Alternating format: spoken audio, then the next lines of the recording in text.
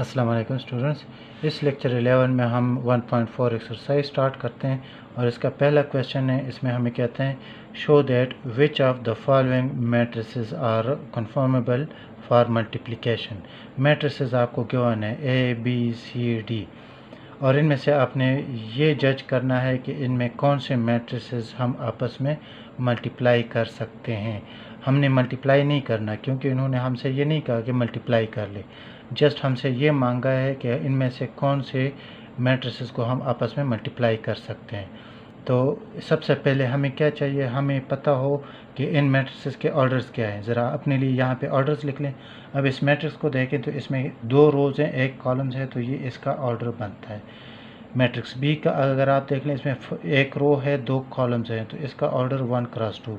सी जो है वो है 2 क्रॉस 2। इसी तरह डी जो है उसमें 1 रो है और 3 कॉलम्स है। तो अब ये इनके ऑर्डर्स हैं। हम उन 2 मैट्रिसेस को आपस में मल्टीप्लाई कर सकते हैं कि पहले के कॉलम और दूसरे के रोज़ की तादाद क्या हो, सेम हो।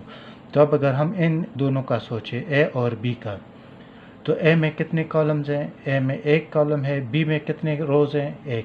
मींस ए और बी क्या है? Conformable for multiplication. तो सॉल्यूशन में हम यहाँ पे लिख लेंगे ए बी, ये कन्फर्मेबल है। इसी तरह अगर ए और सी को देख लें तो ए में कितने कॉलम्स हैं? 1। सी में क्या है? सी में दो रोज़ हैं। मींस ए और सी का प्रोडक्ट फाइंड नहीं कर सकते। अब ए का आप कंपेयर कर ली डी के साथ, तो ए में कितने कॉलम्स हैं? 1 कॉलम है और डी में कितने रोज़ हैं? 1। तो इसका मतलब यह है कि हम अगर चाहें तो ए और डी को भी फाइंड कर सकते हैं। अब बी को देख लें, तो क्या बी और सी का प्रोडक्ट फाइंड कर सकते हैं? बी में कितने कॉलम्स हैं? 2। और सी में कितने रोज़ है? 2। तो बी सी को भी फाइंड कर सकते हैं। इसी तरह बी का अगर हम डी के साथ कंपेयर कर लें, तो बी में कितने कॉलम्स हैं? 2। और डी में कितने रोज़ है? 1। तो इसका मतलब यह है कि बी डी हम फाइंड नहीं कर सकते। बी सब के साथ हमने चेक कर लिया। अब सी की तरफ आते हैं, तो सी में आप देख लें, सी और डी को देखते हैं, तो सी में कितने कॉलम्स हैं? 2। और डी में कितने रोज़ हैं? 1। और सी डी को हम फाइंड नहीं कर सकते। ये ए बी है, तो क्या बी ए हम फाइंड कर सकते हैं? तो बी ए, तो पहला मैट्रिक्स अब बी है, तो बी में कितने कॉलम्स हैं? बी में हमारे पास 2 कॉलम्स हैं और ए में कितने रोज़ है? 2। तो इसका मतलब यह है कि हम बी ए जो है उसको भी फाइंड कर सकते हैं। इसी तरह ए सी हम ऑलरेडी डिस्कस कर चुके हैं, तो सी ए के बारे में क्या ख्याल है? सी में कितने कॉलम्स है? 2। और ए में कितने रोज़ हैं? 2। इट मीन्स कि सी ए को भी हम फाइंड कर सकते हैं। इसी तरह ए और डी ऑलरेडी हम फाइंड कर सकते हैं, तो डी ए के बारे में क्या ख्याल है? डी में कितने कॉलम्स है? 3 है। और ए में कितने रोज़ है? 2। तो डी ए हम फाइंड नहीं कर सकते। इसी तरह बी सी हम फाइंड कर सकते हैं, तो सी बी के बारे में क्या ख्याल है? सी में 2 कॉलम्स हैं और डी बी में 1 रो है, तो सी बी हम फाइंड नहीं कर सकते।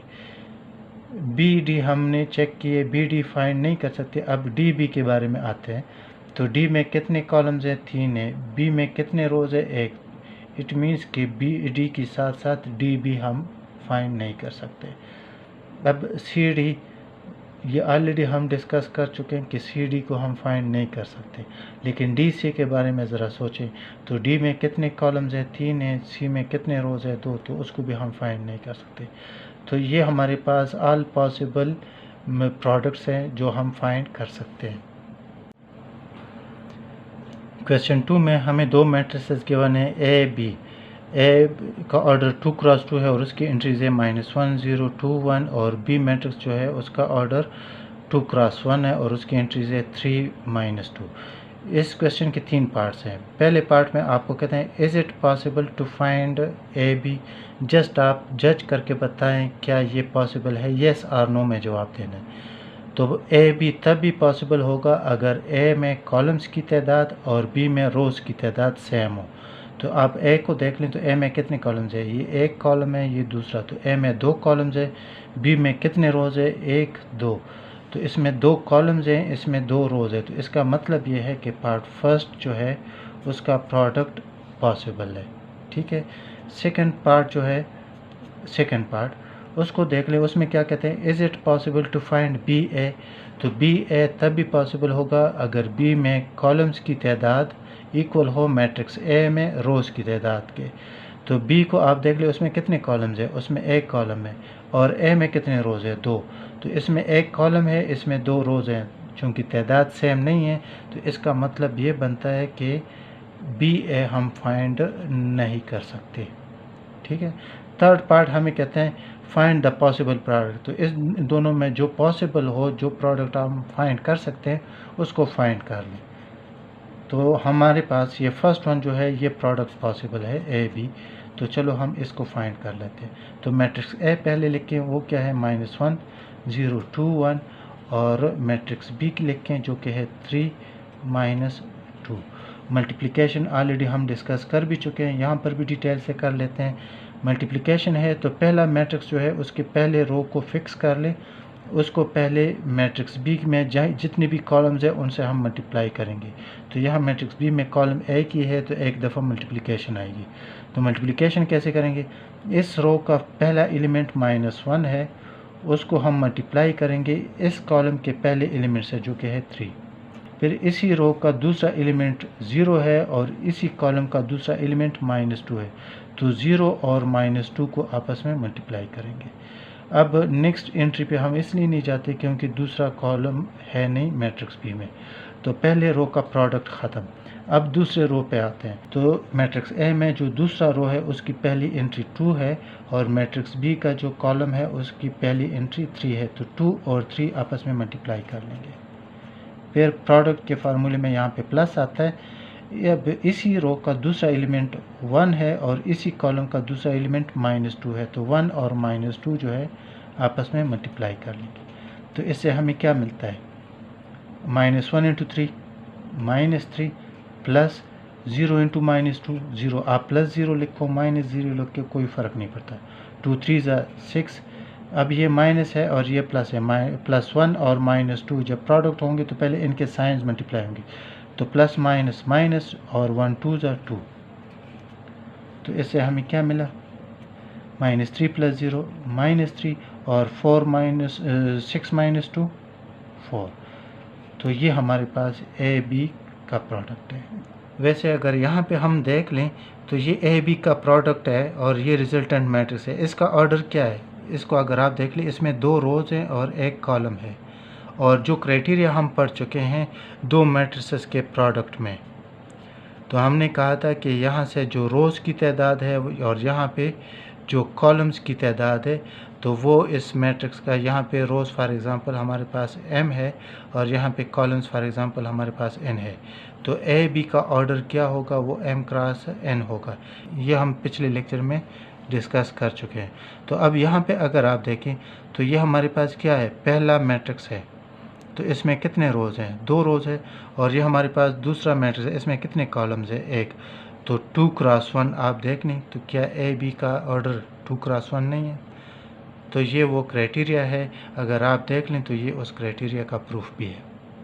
क्वेश्चन 3 में हमें A B C D matrices given है और इसके फर्स्ट पार्ट में हमें कहते हैं कि आप क्या कर ले, ए बी फाइंड कर ले। तो ए बी कैसे फाइंड करेंगे, पहले मैट्रिक्स ए लिख के जो कि है 4 1 3 1, और फिर मैट्रिक्स बी लिखें जो कि है 1 -1 -3 4। तो इनकी मल्टीप्लिकेशन कैसी है, फर्स्ट रो को फिक्स कर ले मैट्रिक्स ए का जो कि है, जिसकी एंट्रीज है 4 1, उसको पहले फर्स्ट कॉलम से मल्टीप्लाई कर ले जिनकी एंट्रीज है 1 -3, तो 4 को 1 के साथ और 1 को -3 के साथ मल्टीप्लाई करेंगे, तो 4 × 1 प्लस फार्मूले में है 1 × -3। अब इसी फर्स्ट रो को हम सेकंड कॉलम से, तो इसलिए ये थोड़ा सा स्पेस दरमियान में रहेगा, तो इसका पहले एलिमेंट -1 के साथ, तो 4 × -1, फिर प्लस फार्मूले में है 1 × 4। ये फर्स्ट रो की प्रोडक्ट हमें मिल चुकी फर्स्ट कॉलम और सेकंड कॉलम के साथ। अब तीसरा कॉलम है नहीं ताकि कि हम यहाँ पे उसको मज़ीद मल्टीप्लाई कर लें, तो फर्स्ट रो का काम ख़त्म। अब सेकंड रो पे आते हैं, तो सेकंड रो में पहली एंट्री जो है वो है 3, उसको हम मल्टीप्लाई करेंगे फर्स्ट कॉलम की पहली एंट्री के साथ जो कि है 1। सेकंड रो की दूसरी एंट्री है 2, उसको हम मल्टीप्लाई करेंगे फर्स्ट कॉलम की दूसरी एंट्री से जो कि है -3। अब सेकंड रो को हम मल्टीप्लाई करते हैं सेकंड कॉलम के साथ। तो सेकंड रो की पहली एंट्री 3 है, उसको हम मल्टीप्लाई करेंगे सेकंड कॉलम की पहली एंट्री से जो कि है -1। फिर फार्मूले में प्लस सेकंड रो की दूसरी एंट्री 1 है और सेकंड कॉलम की दूसरी एंट्री 4, तो 1 और 4 को हम आपस में मल्टीप्लाई कर लेंगे। तो अब इसको ज़रा सिंप्लीफाई कर लेते हैं। 4 1 ज़ा 4, इन दो को जब मल्टीप्लाई करते हैं तो ये प्लस है, ये माइनस है, तो माइनस 3 1 ज़ा 3। इन दो को मल्टीप्लाई करते हैं, इसका साइन प्लस है और ये -1, तो -4 प्लस फार्मूले में है 1 4 ज़ा 4, इससे आएगा 3 1 ज़ा 3। इन दोनों को मल्टीप्लाई कर ले तो -6, ये -3 प्लस 4। तो यहाँ से हमें क्या मिला, 4 3 1, -4 प्लस 4 0, 3 -6 -3, -3 प्लस 4 1। तो ये हमारे पास ए बी है। अब सेकंड पार्ट में हमें कहते हैं कि आप क्या कर ले, आप सी डी कैलकुलेट कर ले। तो सी डी क्या है, पहले मैट्रिक्स सी लिखें जो कि है 3 4 1 2 गिवन है आपको क्वेश्चन में, और डी मैट्रिक्स भी आपको गिवन है 1 -2 -1/2 और 2/3। अब इनको आपस में मल्टीप्लाई करते हैं तो प्रोडक्ट टेक्निक सेम रहता है, वो चेंज नहीं होता। फर्स्ट रो को फिक्स करते हैं, फर्स्ट कॉलम के साथ मल्टीप्लाई करते हैं, तो 3 को 1 के साथ मल्टीप्लाई करेंगे, फिर प्लस फार्मूले में 4 को -1/2 से। अब फर्स्ट रो को सेकंड कॉलम से मल्टीप्लाई करते हैं, तो 3 को -2 से, फिर प्लस फार्मूले में 4 को 2/3 से, जिसकी पहली एंट्री है 1, और सेकंड रो में सेकंड मैट्रिक्स जो है उसका फर्स्ट कॉलम उसकी पहली एंट्री 1 है, तो 1 और 1 आपस में मल्टीप्लाई होंगे। फिर फार्मूले में है प्लस, इसकी दूसरी एंट्री 2 है और इस फर्स्ट कॉलम की दूसरी एंट्री -1/2, इनको आपस में मल्टीप्लाई करेंगे। अब सेकंड कॉलम की तरफ जाते हैं, तो इसकी पहली एंट्री 1 और सेकंड कॉलम की पहली एंट्री -2, फिर प्लस इसकी दूसरी एंट्री 2 और सेकंड कॉलम की दूसरी एंट्री 2/3। अब थोड़ा सा सिंप्लीफाई करते हैं इसको, 3 1 ज़ा 3, इन दोनों को मल्टीप्लाई करते हैं तो पहले साइंस मल्टीप्लाई होंगे तो माइनस आ जाएगा, ये 2 4 के साथ कैंसिल होकर हमें 2 देगा। 3 - 2 जब आपस में मल्टीप्लाई होंगे तो -6, और इन दोनों के प्रोडक्ट से क्या मिलेगा, कैंसिलेशन हो नहीं सकती, तो 4 2 ज़ा 8 डिवाइडेड बाई 3। इन दोनों से 1 1 ज़ा 1, और इनके आपस में पहले साइंस मल्टीप्लाई कर ले तो माइनस, ये 2 2 से कैंसिल तो 1 1 - 2 ज़ा -2, प्लस ये भी कैंसिल नहीं हो सकते तो हमें देगा 3 3 ज़ा 4 2 2 ज़ा 4/3। अब इससे हमें क्या मिला, 3 - 2 1, और इन दोनों में अगर आप देख लें तो एक टर्म जो है वो फ्रैक्शन में है, तो इनका एलसीएम लेंगे। 3 इसका एलसीएम आएगा, क्यों, क्योंकि 6 की डिनोमिनेटर में 1 है, तो जब 3 इस -6 से मल्टीप्लाई होगा तो -18, और ये +8 अपनी जगह पे। इन दोनों का 1 - 1 0, इसी तरह इसका भी एलसीएम ले लेंगे, 3 इसका भी एलसीएम आएगा, ये 3 जब -2 से मल्टीप्लाई होगा तो -6 प्लस 4 अपनी जगह पे। तो इससे हमें क्या मिला, 1, ये -18 प्लस 8 हमें क्या देगा, -10 डिवाइडेड बाई 3, ये 0 अपनी जगह पे, -6 प्लस 4 हमें क्या देगा, -2/3। तो ये सी और डी मैट्रिसेस का प्रोडक्ट है। क्वेश्चन नंबर 4, इसमें भी आपको दो मैट्रिसेस ए और बी गिवन है। अब मैट्रिक्स ए का ऑर्डर क्या है, इसमें 3 रोज़ हैं और 2 कॉलम्स हैं। मैट्रिक्स बी को अगर आप देख लें तो इसमें 2 रोज़ और 2 कॉलम्स हैं। इस क्वेश्चन में 2 पार्ट्स है। फर्स्ट पार्ट में आपको कहते हैं कि ए बी फाइंड कर ले। दूसरे पार्ट में आपसे पूछते हैं कि आया बी ए एग्जिस्ट करता है, मींस पॉसिबल है कि नहीं है। तो बी ए तब भी पॉसिबल होगा अगर बी में कॉलम्स और ए में क्या हो, रोज़ की तादाद सेम हो। तो इसमें आप देख लीजिए कितने कॉलम्स हैं, 2 कॉलम्स हैं, और इसमें कितने रोज़ हैं, 3। तो 2 और 3 सेम नहीं हो सकते, तो इस वजह से इसका आंसर होगा नो। हम आते हैं फर्स्ट पे। तो फर्स्ट पार्ट में चूंकि ए भी हमसे मांगे है वो पॉसिबल भी है, क्यों, इसमें कॉलम्स की तादाद 2 है और इसमें रोज़ की तादाद 2 है, तो प्रोडक्ट पॉसिबल है, तो वो हम फाइंड कर लेते हैं। तो मैट्रिक्स ए क्या है, वो है 2 1 3 0 -1 4, और मैट्रिक्स बी जो है वो है 1 0 2 1। मल्टीप्लिकेशन टेक्निक वही है, पहले रो को फिक्स कर लें, अब उसको हम फर्स्ट कॉलम से मल्टीप्लाई करते हैं। तो पहली एंट्री पहली के साथ, दूसरी एंट्री दूसरी के साथ, तो 2 1 के साथ और 1 2 के साथ, तो 2 इंटू 1 प्लस 1 इंटू 2। अब इसी फर्स्ट रो को सेकंड कॉलम के साथ, तो फर्स्ट रो की पहली एंट्री 2 है और इस सेकंड कॉलम की पहली एंट्री 0 है, तो 2 इंटू 0 प्लस इसकी दूसरी एंट्री 1 और सेकंड कॉलम की दूसरी एंट्री भी 1, तो 1 इंटू 1। फर्स्ट रो का काम ख़त्म। अब सेकंड रो पे आते हैं, उसकी पहली एंट्री 3, उसको 1 से मल्टीप्लाई कर लेंगे और 0 को 2 से, प्लस 0 इंटू 2। अब इसी 3 को जब 0 से मल्टीप्लाई करते हैं तो 3 इंटू 0 प्लस 0 को अब 1 से। अब थर्ड रो पे आते हैं, तो थर्ड रो की पहली एंट्री -1 है, उसको हम मल्टीप्लाई करेंगे फर्स्ट कॉलम की पहली एंट्री से जो कि है 1, फिर प्लस इसकी दूसरी एंट्री 4 है और फर्स्ट कॉलम की दूसरी एंट्री 2 है। इसकी पहली एंट्री -1 है और सेकंड कॉलम की पहली एंट्री 0, प्लस इसकी दूसरी एंट्री 4 और सेकंड कॉलम की दूसरी एंट्री 1। तो ये इन दोनों का प्रोडक्ट है। इसमें अगर आप देख लें, अगर ये प्रोडक्ट आप तरतीब से करते हैं तो ये दूसरी एंट्रीज जो है, अगर आप देखें 1 1 1, इसमें दूसरी एंट्री 2 2 2, इसमें दूसरी एंट्री 0 0 0, इसमें 1 1 1, तो ये हमेशा के लिए सेम ही रहेंगे। तो अब इससे हमें क्या मिला, 2 1 2 plus 1 2 2, 2 0 0 plus 1 1 1, 3 1 3 plus 0 2 0, 3 0 0 plus 0 1 0, -1 1 -1, 4 2 8, -1 0 0 plus 4 1 4। अब ज़रा ऐड कर ले दो सबको, 2 plus 2 4, 0 plus 1 1, 3 plus 0 3, 0 plus 0 0, -1 plus 8 7, 0 plus 4 4। तो ये इन दोनों का क्या है, प्रोडक्ट है।